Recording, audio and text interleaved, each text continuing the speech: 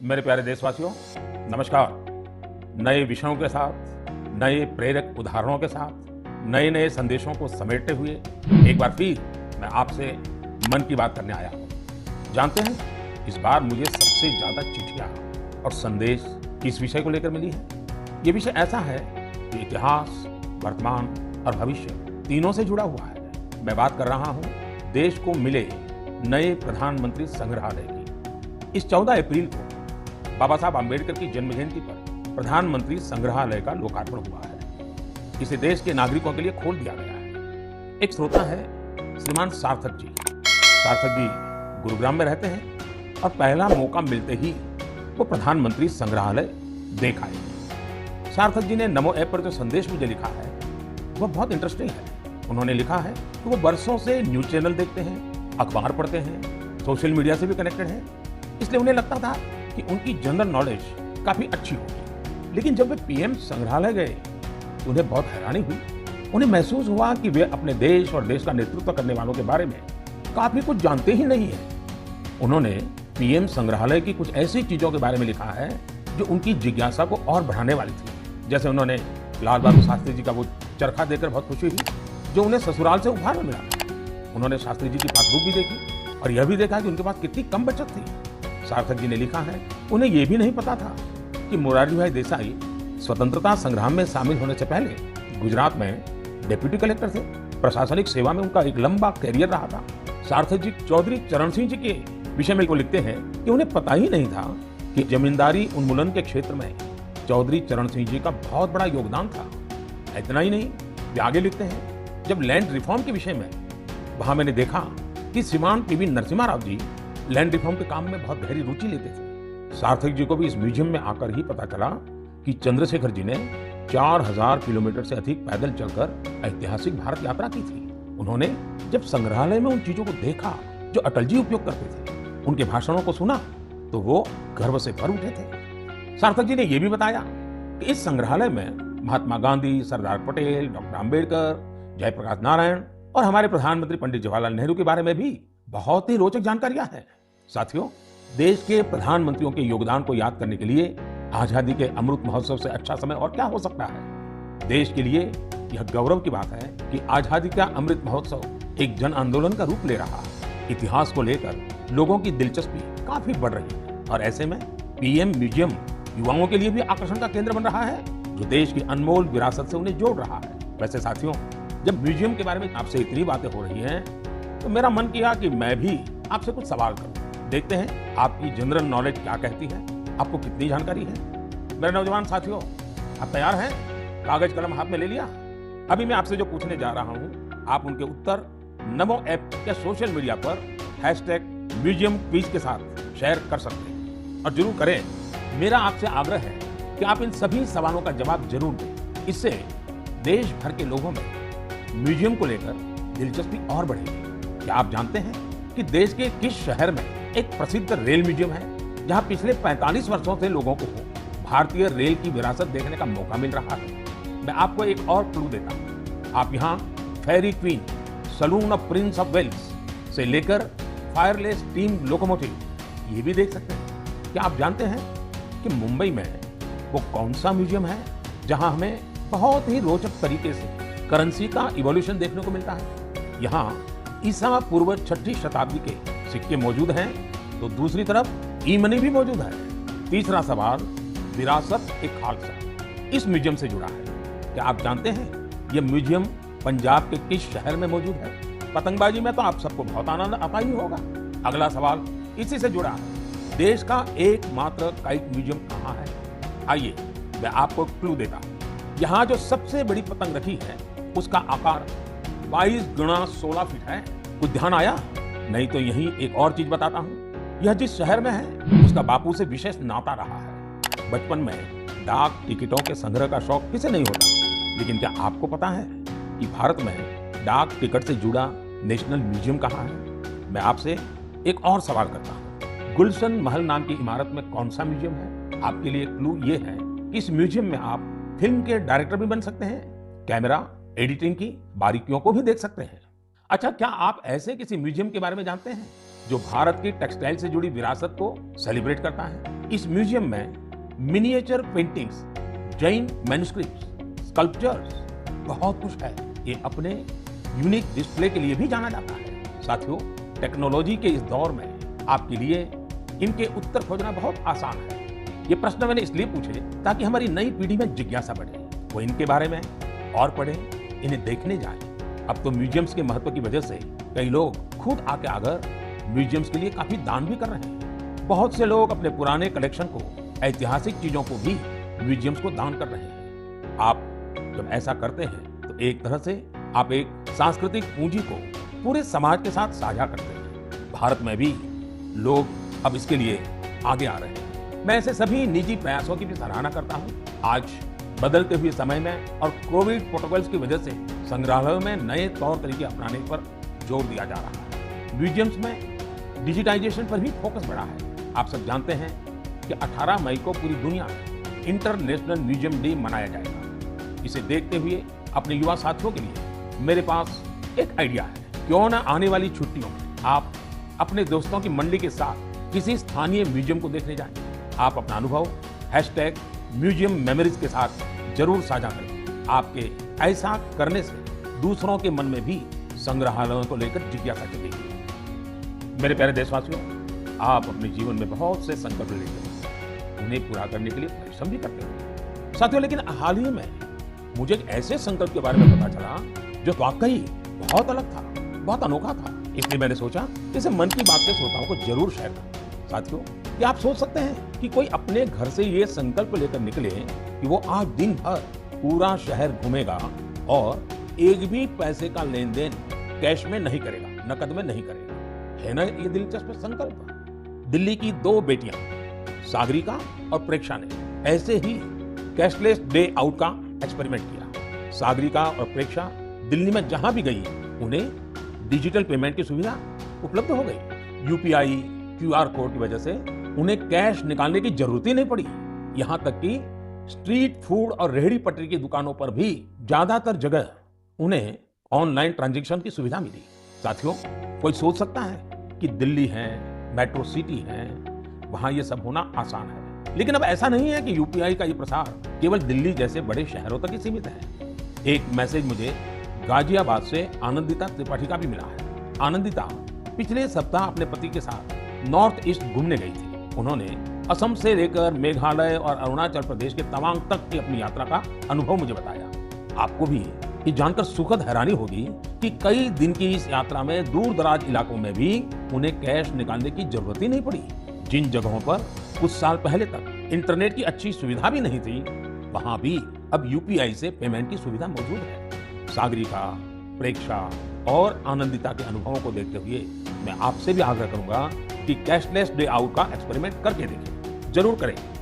साथियों, पिछले कुछ सालों में भीम यूपीआई तेजी से हमारी इकोनॉमी और आदतों का हिस्सा बन गया है। अब तो छोटे छोटे शहरों में और ज्यादातर गांवों में भी लोग यूपीआई से ही लेन देन कर रहे हैं। डिजिटल इकोनॉमी से देश में एक कल्चर भी पैदा हो रहा है। गली नुक्कड़ की छोटी छोटी दुकानों में डिजिटल पेमेंट होने से उन्हें ज्यादा से ज्यादा ग्राहकों को सर्विस देना आसान हो गया है। उन्हें अब खुले पैसों की भी दिक्कत नहीं होती। आप भी यूपीआई की सुविधा को रोजमर्रा के जीवन में महसूस करते हो। कहीं भी गए, कैश ले जाने का, बैंक जाने का, एटीएम खोजने का झंझट ही खत्म।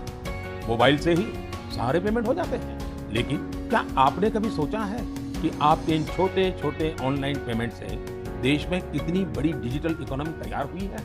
इस समय हमारे देश में करीब 20,000 करोड़ रुपए के ट्रांजैक्शन हर दिन हो रहे हैं। पिछले मार्च के महीने में तो यूपीआई ट्रांजैक्शन करीब 10 लाख करोड़ रुपए तक पहुंच गया।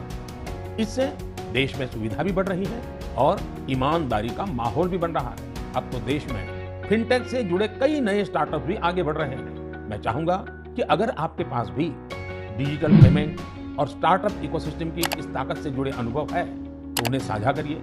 आपके अनुभव दूसरे कई और देशवासियों के लिए प्रेरणा बन सकते हैं। मेरे प्यारे देशवासियों, टेक्नोलॉजी की ताकत कैसे सामान्य लोगों का जीवन बदल रही है, ये हमें हमारे आसपास लगातार नजर आ रहा है। टेक्नोलॉजी ने एक और बड़ा काम किया है। ये काम है दिव्यांग साथियों की असाधारण क्षमताओं का लाभ देश और दुनिया को दिलाना।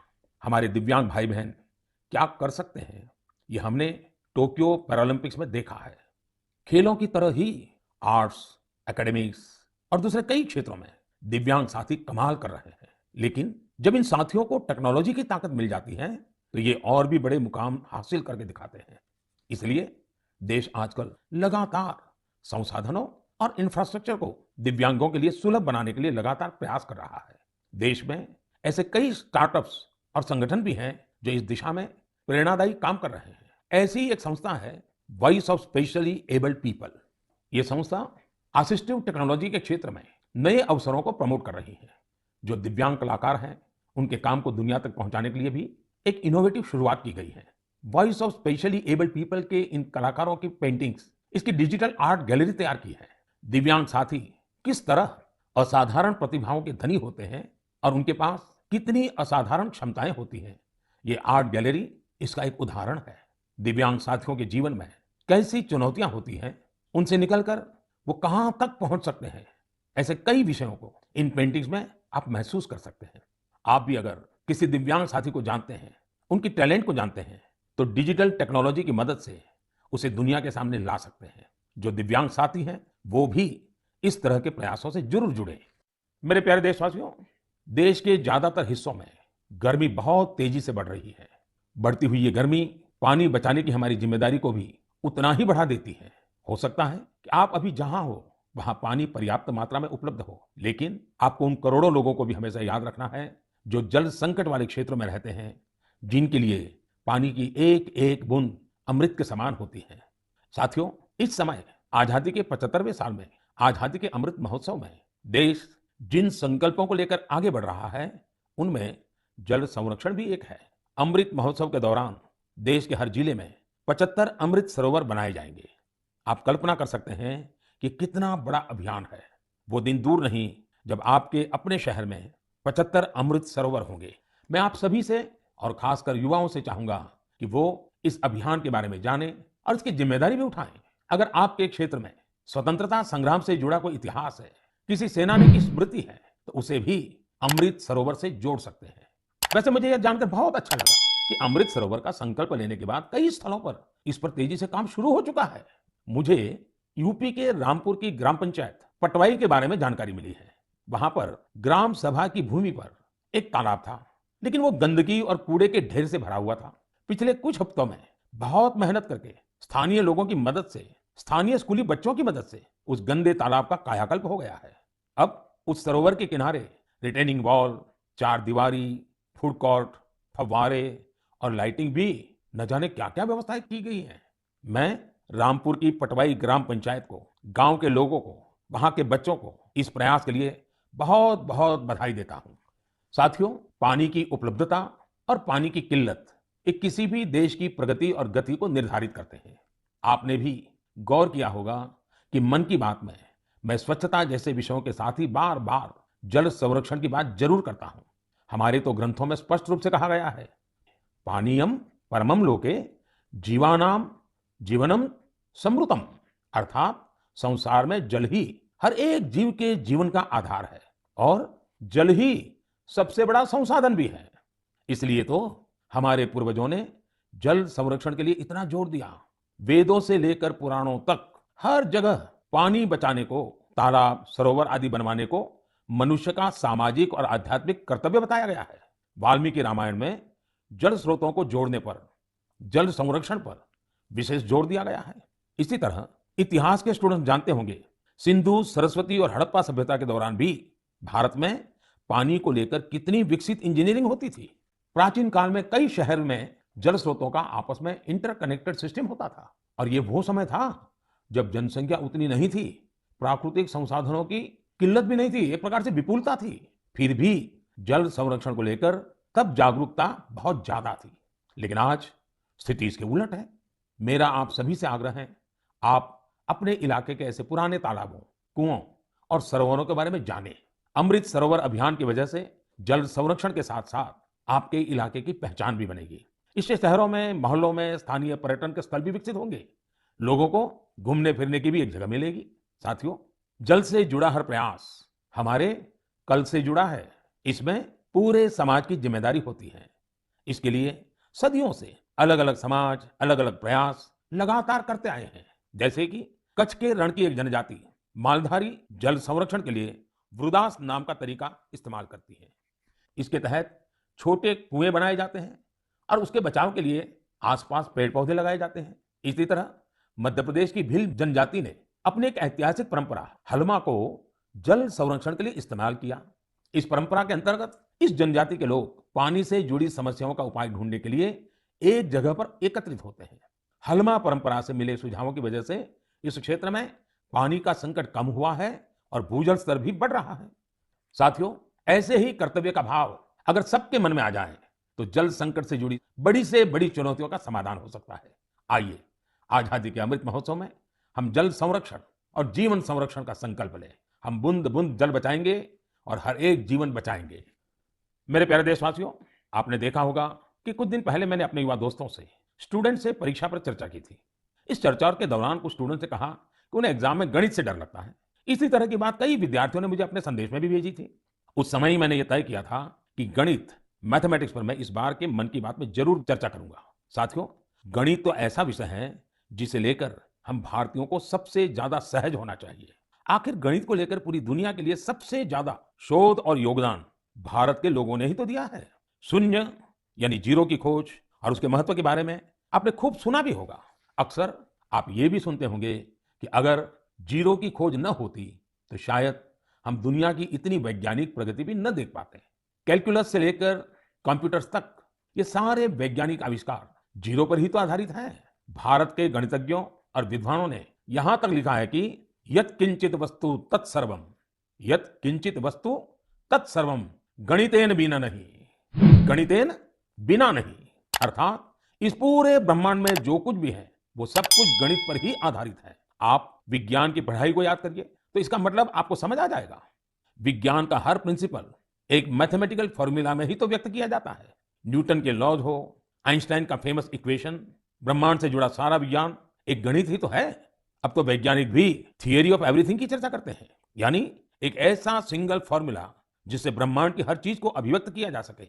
गणित के सहारे वैज्ञानिक समझ के इतने विस्तार की कल्पना हमारे ऋषियों ने हमेशा से की है। हमने अगर शून्य का आविष्कार किया तो साथ ही अनंत यानी इन्फिनिट को भी एक्सप्रेस किया है। सामान्य बोलचाल में जब हम संख्याओं और नंबर्स की बात करते हैं तो मिलियन, बिलियन और ट्रिलियन तक बोलते और सोचते हैं, लेकिन वेदों में और भारतीय गणित में ये गणना बहुत आगे तक जाती है। हमारे यहाँ एक बहुत पुराना श्लोक प्रचलित है, एकम दशम शतम चैव सहस्त्रम अयुतम तथा लक्षम च न्यूतम चैव कोटि ही अर्बुदम एव च वृंदम खर्वो निखर्व च शंख पद्म च सागर अंत्यम मध्यम परार्ध च दश वृद्धा यथाक्रमम। इस श्लोक में संख्याओं का ऑर्डर बताया गया है, जैसे कि 1, 10, 100, 1000 और अयूत, लाख, नियूत और कोटि यानी करोड़। इसी तरह यह संख्या जाती है शंख, पद्म और सागर तक।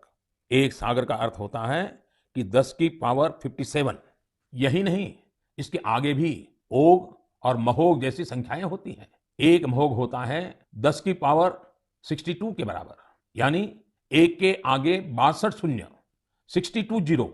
हम इतनी बड़ी संख्या की कल्पना भी दिमाग में करते हैं तो मुश्किल होती है, लेकिन भारतीय गणित में इनका प्रयोग हजारों सालों से होता आ रहा है।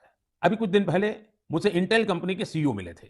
उन्होंने मुझे एक पेंटिंग दी थी, उसमें भी वामन अवतार के जरिए गणना या माप की ऐसी ही एक भारतीय पद्धति का चित्रण किया गया था। इंटेल का नाम आया तो कंप्यूटर आपके दिमाग में अपने आप आ गया होगा। कंप्यूटर की भाषा में आपने बाइनरी सिस्टम के बारे में भी सुना होगा, लेकिन क्या आपको पता है कि हमारे देश में आचार्य पिंगला जैसे ऋषि हुए थे जिन्होंने बाइनरी की कल्पना की थी। इसी तरह आर्यभट्ट से लेकर के रामानुजन जैसे गणितज्ञों तक गणित के कितने ही सिद्धांतों पर हमारे यहाँ काम हुआ है। साथियों, हम भारतीयों के लिए गणित कभी मुश्किल विषय नहीं रहा। इसका एक बड़ा कारण हमारी वैदिक गणित भी है। आधुनिक काल में वैदिक गणित का श्रेय जाता है श्री भारती कृष्ण तीर्थ जी महाराज को। उन्होंने कैलकुलेशन के प्राचीन तरीकों को रिवाइव किया और उसे वैदिक गणित नाम दिया। वैदिक गणित की सबसे खास बात यह थी कि इसके जरिए आप कठिन से कठिन गणनाएं पलक झपकते ही मन में ही कर सकते हैं। आजकल तो सोशल मीडिया पर वैदिक गणित सीखने और सिखाने वाले ऐसे कई युवाओं के वीडियोस भी आपने देखे होंगे। साथियों, आज मन की बात में वैदिक गणित सिखाने वाले एक ऐसे ही साथी हमारे साथ भी जुड़ रहे हैं। ये साथी हैं कोलकाता के गौरव टेकरीवाल जी, और वो पिछले 2-2.5 दशक से वैदिक मैथमेटिक इस मूवमेंट को बड़े समर्पित भाव से आगे बढ़ा रहे हैं। आइए उनसे ही कुछ बातें करते हैं। गौरव जी, नमस्ते। नमस्ते सर। मैंने सुना है कि आप वैदिक मैथ्स के लिए काफ़ी रुचि रखते हैं, बहुत कुछ करते हैं। तो पहले तो मैं आपके विषय में कुछ जानना चाहूँगा और बाद में इस विषय में आपकी रुचि कैसे है, ज़रा मुझे बताइए। सर, मैं 20 साल पहले जब बिजनेस स्कूल के लिए अप्लाई कर रहा था, तो उसकी कॉम्पिटिटिव एग्जाम होती थी, जिसका नाम है कैट। उसमें बहुत सारे गणित के सवाल आते थे, जिसको कम समय में करना पड़ता था। तो मेरी माँ ने मुझे एक बुक लाकर दिया, जिसका नाम था वैदिक गणित। स्वामी श्री भारती कृष्ण तीर्थ जी महाराज ने वो बुक लिखी थी, और उसमें उन्होंने 16 सूत्र दिए थे, जिसमें गणित बहुत ही सरल और बहुत ही तेज हो जाता था।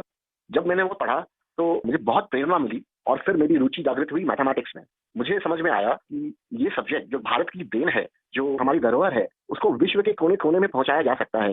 तब से मैंने इसको एक मिशन बनाया कि वैदिक गणित को विश्व के कोने कोने में पहुंचाया जाए, क्योंकि गणित की डर सब हर सज्जन को सताती है, और वैदिक गणित से सरल और क्या हो सकता है। गौरव जी, कितने सालों से आप इसमें काम कर रहे हैं? मुझे आज हो गए करीबन 20 साल सर, मैं उसमें ही लगा हुआ हूँ। और अवेयरनेस के लिए क्या करते हैं, क्या क्या प्रयोग करते हैं, कैसे जाते हैं लोगों के पास? हम लोग स्कूल्स में जाते हैं, हम लोग ऑनलाइन शिक्षा देते हैं। हमारी संस्था का नाम है वैदिक मैथ्स फोरम इंडिया। उस संस्था के तहत हम लोग इंटरनेट के माध्यम से 24 घंटे वैदिक मैथ्स पढ़ाते हैं सर। गौरव जी, आप तो जानते हैं मैं लगातार बच्चों के साथ बातचीत करना पसंद भी करता हूँ, और मैं अवसर ढूंढता रहता हूँ। और एग्जाम वॉरियर से तो मैं बिल्कुल एक प्रकार से मैंने उसको इंस्टीट्यूशनलाइज कर दिया है। और मेरा भी अनुभव है कि ज़्यादातर जब बच्चों से बात करता हूँ तो गणित का नाम सुनते ही वो भाग जाते हैं। और तो मेरी कोशिश यही है कि ये बिना कारण जो एक हाव पैदा हुआ है, वो उसको निकाला जाए, ये डर निकाला जाए। और छोटी छोटी टेक्निक जो परंपरा से है, क्योंकि भारत गणित के विषय में कोई नया नहीं है, शायद दुनिया में पुरातन परंपराओं में भारत के पास गणित की परंपरा रही है। तो एग्जाम वॉरियर को डर निकालना है तो आप क्या कहेंगे उनको? सर, ये तो सबसे ज्यादा उपयोगी है बच्चों के लिए, क्योंकि एग्जाम का जो डर होता है, जो हवा हो गया है हर घर में। एग्जाम के लिए बच्चे ट्यूशन लेते हैं, पेरेंट्स परेशान रहते हैं, टीचर्स भी बहुत परेशान होते हैं। तो वैदिक गणित से ये सब छू मंतर हो जाता है। इस साधारण गणित की अपेक्षा में वैदिक गणित 1500% तेज है, और इससे बच्चों में बहुत कॉन्फिडेंस आता है, और दिमाग भी तेजी से चलता है। जैसे हम लोग वैदिक गणित के साथ योग भी इंट्रोड्यूस किए हैं, जिससे कि बच्चे अगर चाहे तो आंख बंद कर भी कैलकुलेशन कर सकते हैं वैदिक गणित पद्धति के द्वारा। वैसे ध्यान की जो परंपरा है, उसमें भी इस प्रकार से गणित करना, वो भी ध्यान का एक प्राइमरी कोर्स भी होता है। Right sir. चलिए गौरव जी, बहुत अच्छा लगा मुझे, और आपने मिशन मोड में इस काम को उठाया है। और विशेष करके आपकी माताजी ने एक अच्छे गुरु के रूप में आपको इस रास्ते पर ले गई, और आज आप लाखों बच्चों को उस रास्ते पर ले जा रहे हैं। मेरी तरफ से आपको बहुत बहुत शुभकामनाएं। शुक्रिया सर, मैं आपका आभार व्यक्त करता हूँ सर, कि वैदिक गणित को आपने महत्व दिया और मुझे चुना सर, तो वी वेरी थैंकफुल। बहुत बहुत धन्यवाद। नमस्कार। नमस्ते सर। साथियों, गौरव जी ने बड़े अच्छे तरीके से बताया कि वैदिक गणित कैसे गणित को मुश्किल से मजेदार बना सकता है। यही नहीं, वैदिक गणित से आप बड़ी बड़ी साइंटिफिक प्रॉब्लम्स भी सॉल्व कर सकते हैं।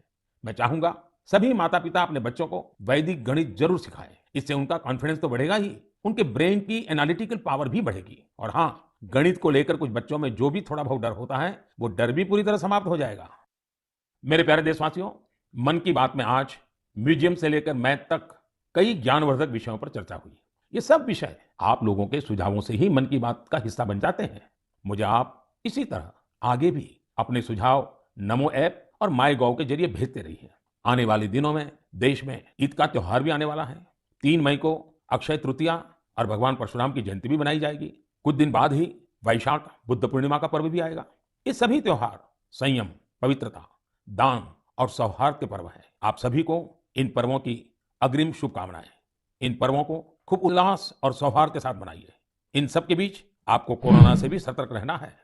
मास्क लगाना, नियमित अंतराल पर हाथ धुलते रहना, बचाव के लिए जो भी जरूरी उपाय है, आप उनका पालन करते रहें। अगली बार मन की बात